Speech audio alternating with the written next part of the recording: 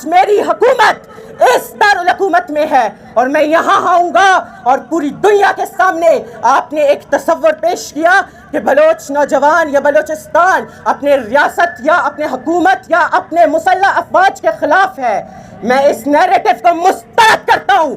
جوتے کی نوک پہ رکھ کے مسترد کرتا ہوں. آپ کو میں ان کو میں مخاطب کر کے کہہ رہا ہوں, اگر ریاست اتنی ظالم ہے تو آپ ریاست سے تنخواہیں وصول کر رہے ہو, آپ ریاست کی وظائف پر بلوچستان کے میڈیکل کالجز میں تعلیم حاصل کر رہے ہو. آپ کی یہاں پہ ایک ڈرامہ رچایا گیا کہ میرا بھائی لاپتہ ہے,